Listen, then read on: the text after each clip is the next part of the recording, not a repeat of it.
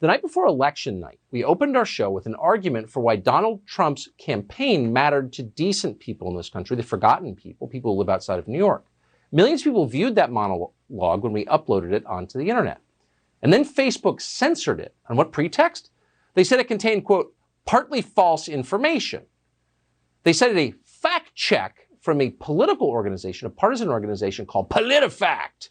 According to PolitiFact, it was, quote, mostly false for us to say that elites in Washington ignored the opioid epidemic. Why was it false? Because, quote, by 2015, the White House was calling for a major increase in spending of $1 billion over 2 years to combat the opioid epidemic, which, by the way, continued. In other words, politicians in Washington eventually, after like a decade, threw a big number at a problem. They didn't solve it. They just growled about it a little bit. If you claim otherwise, we will silence you. So data guys with partisan agendas have power over what we say and what we think. We shouldn't be surprised because it's not just here, everywhere. We've given fake experts with no knowledge of anything, with agendas they hide, control over policies from climate change to housing markets to polling and election results. So if you think these people are going to be content with censoring Donald Trump or banning the New York Post, unfortunately, think again. The more they screw up, the more control we give them over every part of our lives. And if Joe Biden and Kamala or whatever she's calling herself make it to the White House, they will have more power than they've ever had before. How should we feel about that? Afraid. So why was our monologue censored, and what role did big tech play in getting Joe Biden elected? Allum Bokhari is the author of Deleted, Big Tech's Battle to Erase the Trump Movement and Steal the Election. Quite a title in retrospect. He joins us tonight. Allum Bokhari, thanks so much for coming on. So we're hoping that Joe Biden will not become the president. If he does, you're going to have this alliance that is going to have consequences for the country, no? We certainly will. And, I've been covering these tech giants and what they've been doing over the past 4 years at Breitbart News. Actually, let me rephrase that. It's not what they've been doing over the past 4 years. It's what political elites have allowed them to do over the past 4 years. That's right. All the institutions that are meant to defend the public interest just sat on their hands and watched as these big tech oligarchs developed the most powerful censorship machine for controlling and manipulating information and swaying elections that we've ever seen. And we're now all living with the consequences.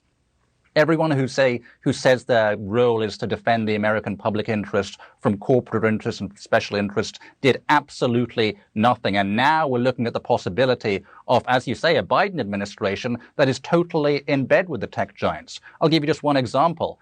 In the 6 months leading up to the election, Google took Breitbart search visibility on searches for Joe Biden to 0.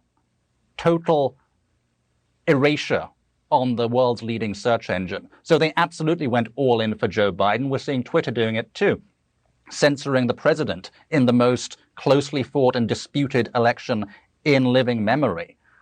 So you can only imagine what Joe Biden is going to do to amplify this. He's called for more censorship. He's called for that on the campaign trail. And if he gets in, he'll have the power of the federal government behind him. It's a very scary situation. So may I ask, tonight there are a lot of people, many of whom I respect, and I'm paying close attention to them, looking for voter fraud, looking for cheating that may have affected the outcome of the election. I hope they keep looking because it's important. But this seems like voter fraud and cheating and a distortion of our democracy that took place right out in the open. Why is what Google did more significant than what corrupt ballot counters in Philadelphia may be doing? It seems like it's more significant.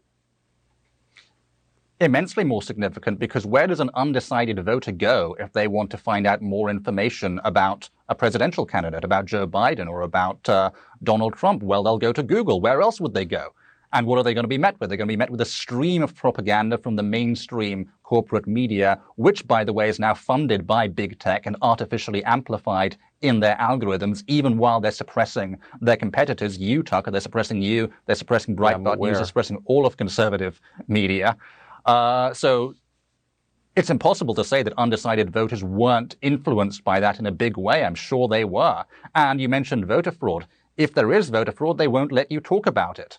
Not even the possibility. They won't even let the president talk about it. So this is where we're at. This is where our ruling elites have allowed us to come because they did nothing about the problem for the past 4 years, much as the opioid problem you talked about in that segment. That they also don't want you to talk about now. I'm just ashamed that I ever called any of these people liberal. There's nothing liberal about this. It's fully authoritarian. It's the opposite of liberal. And it's really scary. Allum Bokhari, great to see you. Thank you. Thanks, Tucker.